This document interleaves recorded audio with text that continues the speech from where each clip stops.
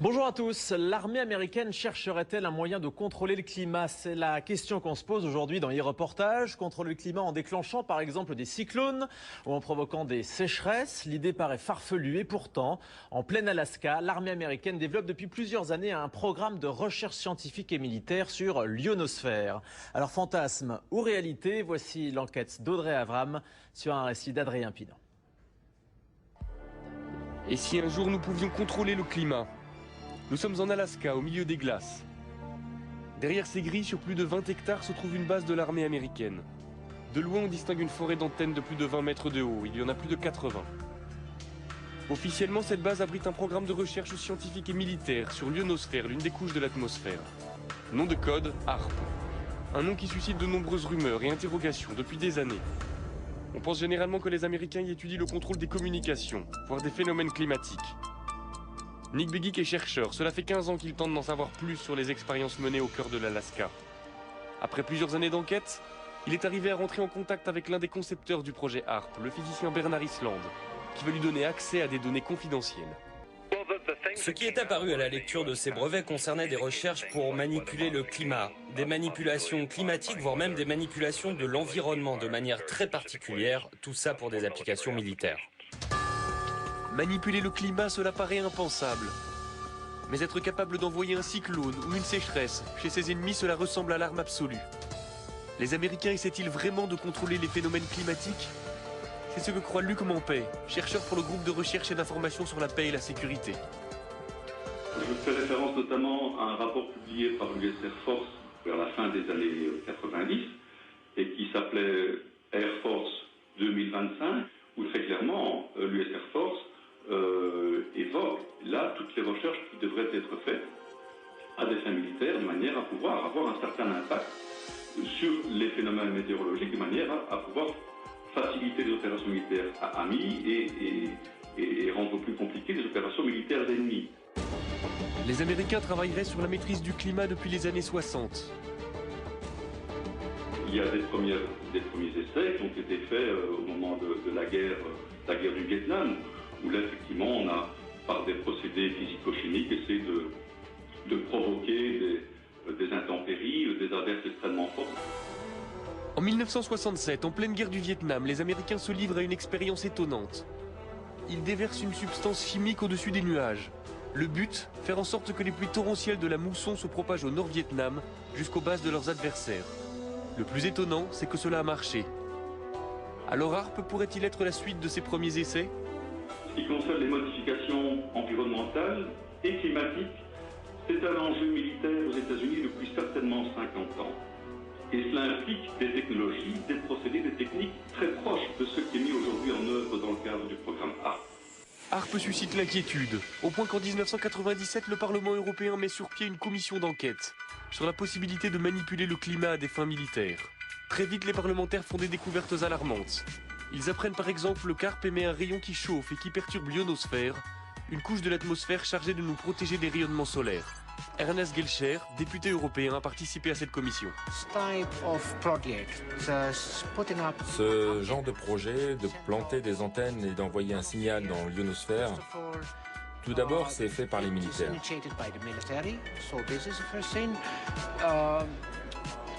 Ils ne savent même pas quel impact ces expériences pourraient avoir.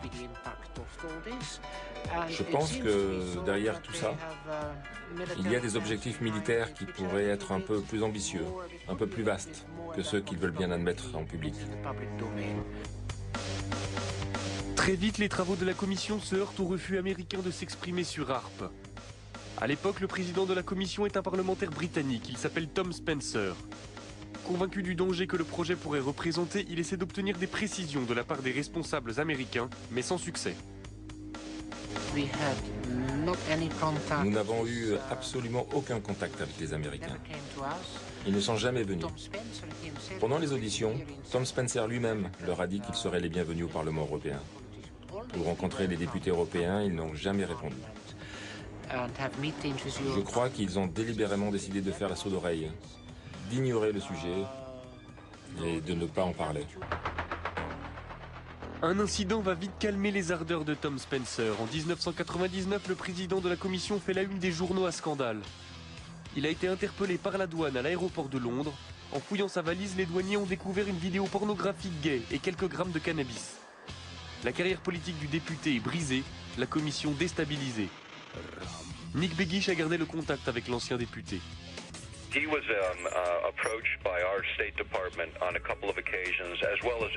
Il a été approché par les autorités américaines plusieurs fois, comme tous les membres du comité. On lui a demandé de ne pas organiser ses auditions.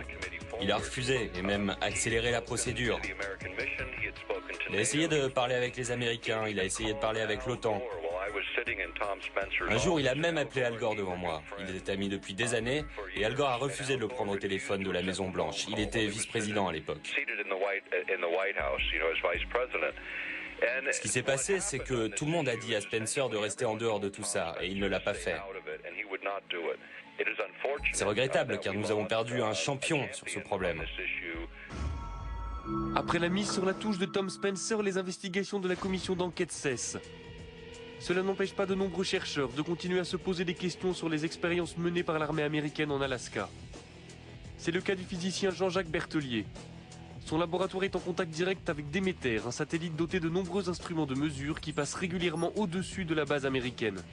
Lorsqu'on passe au-dessus de Harp, on voit quelque chose qui n'a pas l'air, pour un profane, n'est pas très étonnant, mais on voit ici un signal à 1 méga, à peu près un petit peu plus de 1 méga, qui est une émission dont on sait que c'est émis par Harp.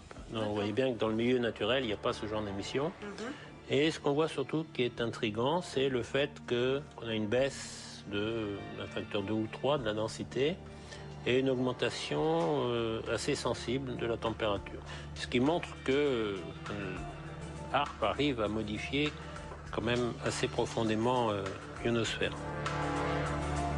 Ainsi, le projet HARP fonctionne et son rayon peut modifier l'ionosphère.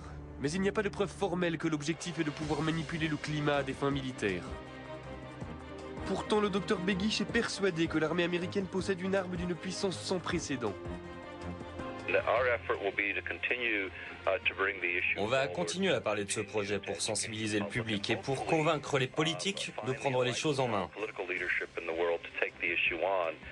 Pour nos libertés, pour nos vies privées, personne ne peut l'ignorer. HARP, c'est l'une des pièces d'un puzzle très complexe. Le silence de l'armée américaine alimente les peurs et les fantasmes. Personne ne sait si les militaires essaient effectivement de contrôler les phénomènes météorologiques. Mais il est certain que les expériences qui sont menées dans les neiges de l'Alaska perturbent le ciel au-dessus de nos têtes. Des expériences dont nous ne connaîtrons les conséquences que dans quelques années. Voilà donc pour cet étrange programme de l'armée américaine qui peut